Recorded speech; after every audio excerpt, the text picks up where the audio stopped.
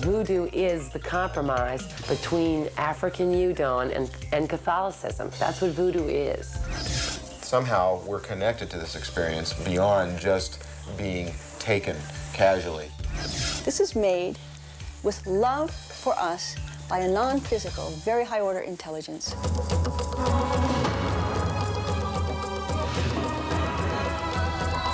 From the boundaries of the universe to the depth of your soul. Embark on a journey through the unknown and unexplained as we explore mysteries, magic, and miracles.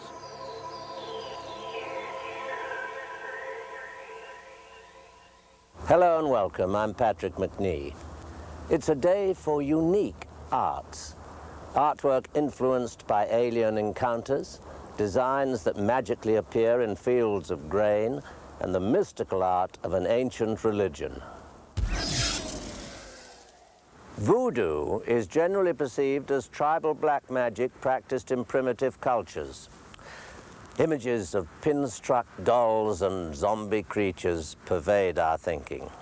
Today, 50 million worshippers of voodoo claim it as a religion, with reverence and prayer. Is voodoo a dark, mysterious magic, or just another path leading to God?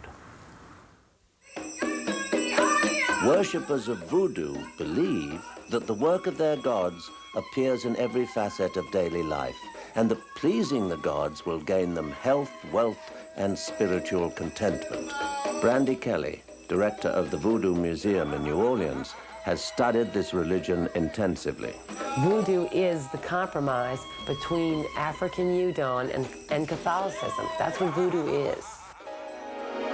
When African people were brought over as slaves, they took their religion, called Udon, with them.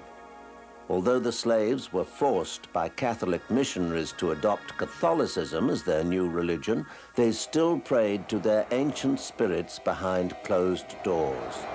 The slaves did, however, use the Catholic saints as a cover-up for their own Udon gods, and in time, the two religions merged into what we know today as voodoo. Catholicism, Buddhism, all religions have rules. Voodoo has rules, and the rules are harm no one. Protect yourself, but don't harm people in achieving what you want. Voodoo is centered on ceremonies in which the worshippers are ridden or taken possession of by gods and spirits.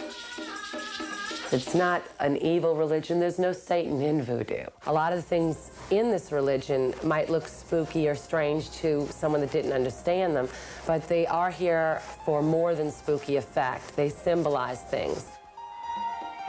In voodoo rituals, a priest or priestess acts as a medium between the gods and worshippers. When the gods are summoned, they enter a worshipper's mind and body. The possessed worshipper loses all consciousness, totally becoming the possessing god. The ritual comes to a conclusion when the snake dance is performed.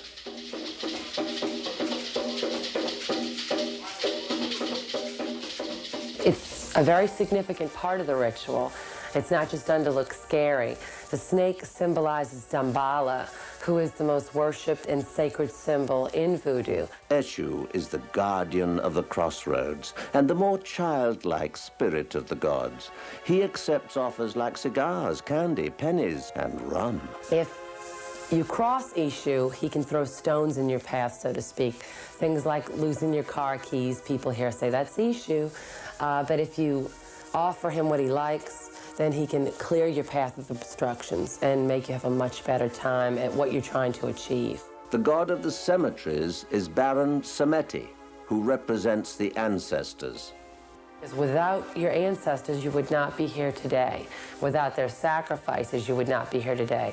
So you honor them, you teach your children to honor them. A part of the voodoo tradition in New Orleans is gree-gree bags. They are commonly kept for good luck or to ward off evil. They are made with small cloth bags which are filled with herbs and oils and blessed by a voodoo priest. They are used to attract money, protect the home, and even to find you love. Men and women both come in to get gree-gree bags from us. The men wear them on their right side, and the ladies wear them on their left side. Those are the power sides for the two sexes. Gree-gree bags can also be used to cause someone else bad luck, known as putting a gree-gree on a person. Magic, for both good and evil purposes, is an integral part of voodoo. Evil in voodoo is merely the mirror image of good. The magic of the spirits is there to be used. Dolls aren't used for what people think they're used for. From Hollywood, we get the image that people are sticking pins in dolls to inflict harm or cause evil things to happen. There's the belief in karma that the voodooist adheres to. And if they inflict harm on someone else, it will come back on them. So there's absolutely no reason why someone would want to stick a pin in a doll to give someone a heart attack. It would make sense. It would come right back on them. Dolls are also for many different purposes. You can have a doll for love, which would normally be a red doll. A doll for fertility. If it's green, it's for money. Color significance is very important in voodoo, as well as the use of herbs. And all these things are used primarily for healing purposes. Different colored candles can also be used in conjunction with the dolls and other tools for magical purposes. And they really do help bring things to you that you want in your life. It does work. Certain aspects of voodoo worship appear fairly ordinary. The altar is covered with candles and ritual rattles, charms, and sacred stones. Even the Catholic saints have their place. Voodoo and Catholicism are so intertwined. You can't separate them. They're inseparable.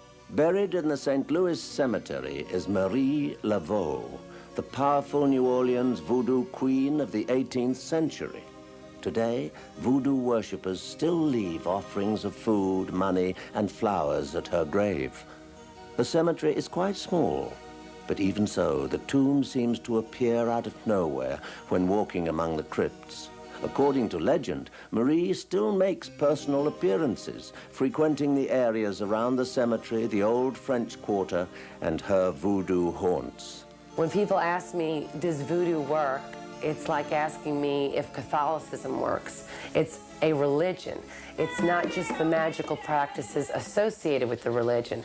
Voodoo is not a gree-gree bag. It's not a voodoo doll. It's a religion, and all those things are just tools, and they're just part of a religion. Instead of trying to insult the people who practice this religion, just try to understand what they're doing and let them go their own way. Because I don't think God is going to say, okay, only Catholics are making it into heaven.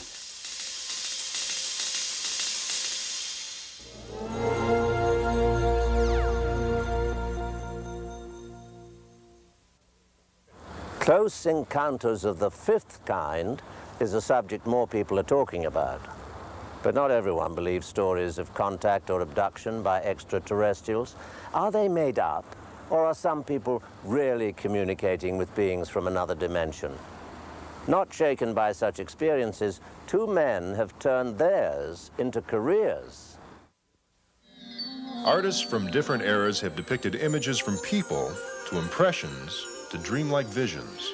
Modern-day artists are filling a void in the art world. They're creating what extraterrestrials look like. While some use their imagination, others apply their talents to record what they see. Carlos Macias from Mount Washington, a suburb of Los Angeles, paints beings he's met on the planet Zakar. Tell us exactly what sort of paintings you do. Basically, I paint extraterrestrials. Those are figurative paintings. I paint energies, energies and that are conveyed to me in the form of the shapes that I paint. When did you first start having these visionary experiences? How long ago? My first experience was in 1972. I was in Nicaragua during the earthquake, and I started to see all kind of flying saucers around Managua, and I started to get more intrigued by it. And as I did more and more, I started to feel messages extraterrestrial messages. When you experience these things, how do you know what happens? Well, I start feeling those telepathic energies, you know, I start to feel the radiation. Carlos's paintings blend movement with shapes that seem to vibrate on the canvas. He aims to create visual music, a new language. This musician, Sakar, as you can see, you know, he's transforming sound waves into radiations. People from Sakar probably come from the same fire than we did, you know, from the same energy, creative energy than we did. And obviously they're trying to help this world, you know, to continue to exist. I only had good experience in Sakar. I never had nothing bad or wrong happen to me. While Carlos took journeys to another planet, almost like a sightseer, another artist, Steve Neal, experienced a more dramatic phenomenon, abduction. Since he was a child, he remembers beings testing him and believes his profession was brought about by a lifetime of extraterrestrial encounters. You've got quite a collection here. Tell me a little bit about what you do for a living. What I do for a living is I make aliens and monsters and props and stuff for science fiction movies. I feel that this experience with this other intelligences has definitely influenced my interest in things like Star Trek and astronomy and science fiction greatly. I had a connection with the sky, with the stars. It was the thing that I felt most comfortable with was aviation, the stars primarily.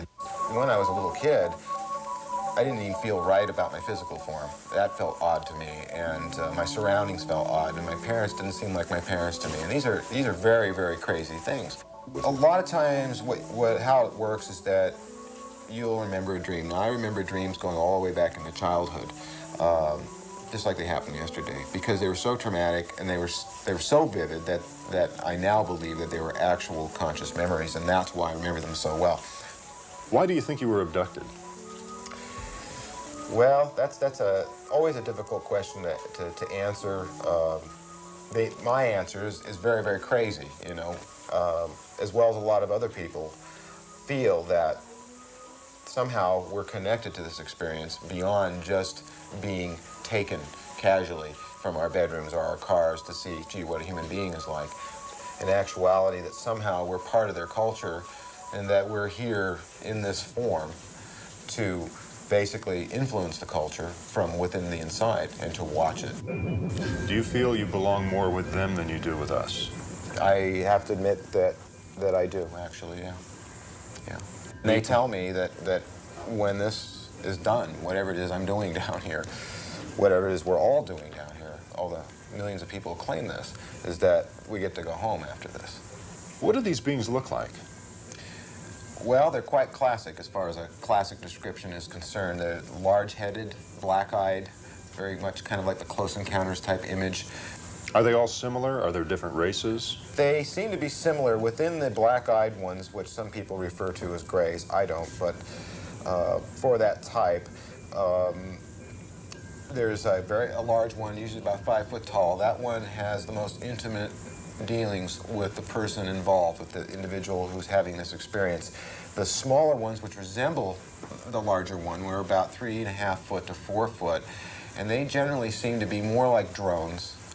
The other type that are seen are sort of a Eurasian type, which are very human looking, and then there's another type which I've only been privy to a couple of times, one time real clearly, and that was the famous reptile type being.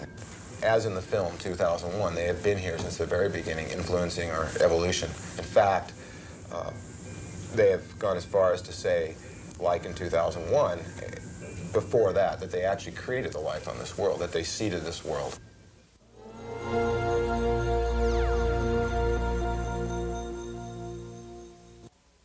Mysterious formations in the crops have baffled people for years.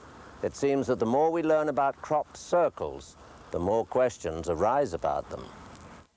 Crop circles have been sighted in various fields around the world since at least the 1960s. To find out more about these strange patterns, I spoke with Ilis, the national coordinator for the Center for Crop Circle Studies. First of all, can you define for me, what is a crop circle? A crop circle basically is crop or vegetation that is bent over unnaturally. It's basically laid vegetation swirled into a pattern which on the ground is not visible, but it is visible from the air. As a member of the research team, Peter Sorensen videotapes crop circles in England. He described what some of the patterns look like. This is very typical of some of the early crop circle designs that we had. For the first 10 years or so, there was nothing but just circles. And then there began to be patterns of circles, and then there were circles with rings around them. And up until this time, some of the scientists were arguing that it was a form of electrified whirlwind, that the spinning wind was making the circles, and the electricity, the electrical charge in it was what was softening the stalks so that they could bend in this magical way. But it wasn't too long after the circles began to appear that straight lines began to appear. Obviously, these straight lines are not made by a storm. It's also important to know that the crop circles appear overnight. Some people are skeptical and think crop circles are man-made, just as a hoax. So how can you tell if a crop circle is real? My first criterion for determining when I walk into a formation is by dowsing. In the 3 years that I've been exploring formations both in England and in the United States here now for 2 years, what I've learned is that the dowsing rods do not respond to anything in a man-made formation. Otherwise, the dowsing rods respond immediately. As soon as you cross the perimeter of the formation from the field, there is an energy there at the perimeter. Additionally, we do crop sampling. We get the numbers. There are certain numbers and ratios of numbers that indicate genuineness. There are soil changes in the formations. There are photographic anomalies that, as we're shooting with video cameras or even regular cameras, films come out different. So after the evolution of crop circles began to get lines in them, they began to be very complex, like this. This one is huge, probably nearly 400 feet long. Circles and rings and lines and arcs, and these tremendous formations began to get great attention to the world, finally. Because up to that point, people could dismiss crop circles, but not when they're like this. So in recent years, the crop circles have begun to take on recognizable shapes. And they're no longer looking like abstract code, they're getting to be much more literal. So here on my first flight in 1994 was this incredible insect shape. Now I'm on a flight with another very good friend of mine, the pilot Steve Patterson, and we found this king scorpion up there, tremendous scorpion formation. Notice the spacing between these tractor lines is about 50 or 60 feet. At the end of each year, there is what we call the grand finale, because the crop circles seem to go through an evolution. There is simple circles in the springtime and then more complicated ones as the season gets along. At the end of 1993, there was this incredible formation that was like a mandala. There was a series of lotus petals around the outside and a big five-pointed star in the middle of this crop circle. It was astounding to see. And one of the interesting features about this is that it wasn't perfectly round, it was sort of oval, but it was on a steep slope. And if a perfectly circular beam of energy had come down from above, that would have created exactly that oval. The crop circles seem to cluster around sacred sites in England, especially an ancient stone circle called Avebury. It's like Stonehenge, only it's older and it's much, much larger. So here is the Avebury stone circle area, and this was our grand finale in 1994. The rings, with their beautiful proportions and the web formation around the outside, occurred in 2 different nights. And that's actually a good sign, because Avebury is such a populated area that if you were a hoaxer, you wouldn't start something in a crowded place and then come back the next night. Crop circles have appeared in countries all around the world, in grain, sand, even ice. I asked Ilis who investigates them and how they're funded. All of the researchers are volunteers. We have no funding, no grant monies coming together for this. I make any photos that I have, provided I have permission to release them, available to anybody who wants to purchase them. We have a video which includes aerial, ground, and pole shots of the 92, 3, and 4 formations. And now this year we have a 1995 calendar that England put out. what is the purpose of a crop circle? This is made, I believe wholeheartedly, this is made with love for us by a non-physical, very high-order intelligence. It's a gift. They're trying to wake us up to this fact that we are living amongst other intelligences and other beings, and they're trying to do it as unobtrusively, as gently as they can, but as very definitely and as urgently as they can, because our time is short. It changes you. It's changing the world. Whatever is the cause of this, the world is not going to be the same because of this beauty, great, great beauty.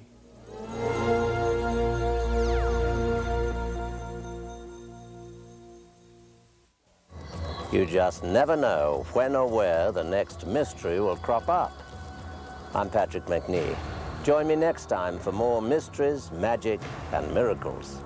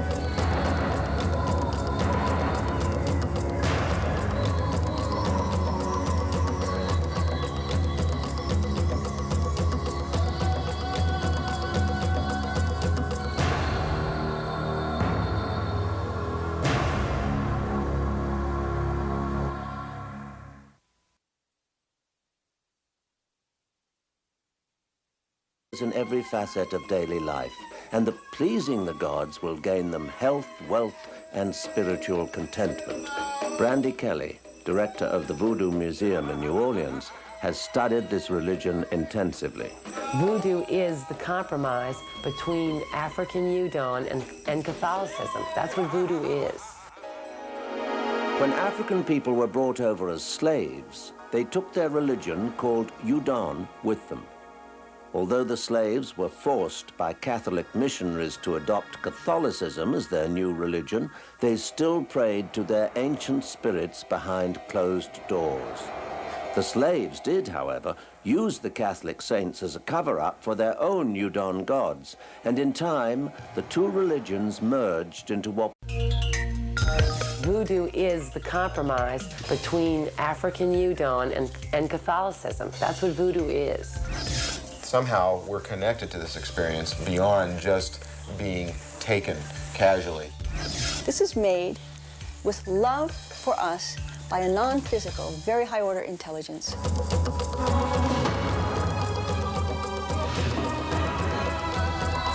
From the boundaries of the universe to the depth of your soul, embark on a journey through the unknown and unexplained as we explore mysteries, magic, and miracles.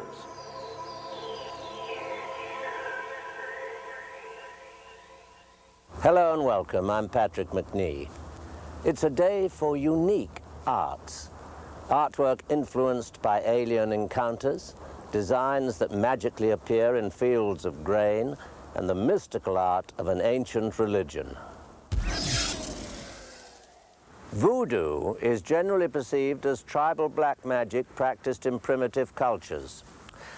Images of pin-struck dolls and zombie creatures pervade our thinking. Today, 50 million worshippers of voodoo claim it as a religion, with reverence and prayer. Is voodoo a dark, mysterious magic, or just another path leading to God? Worshippers of voodoo believe that the work of their gods appear medium between the gods and worshippers. When the gods are summoned, they enter a worshipper's mind and body. The possessed worshipper loses all consciousness, totally becoming the possessing god. The ritual comes to a conclusion when the snake dance is performed.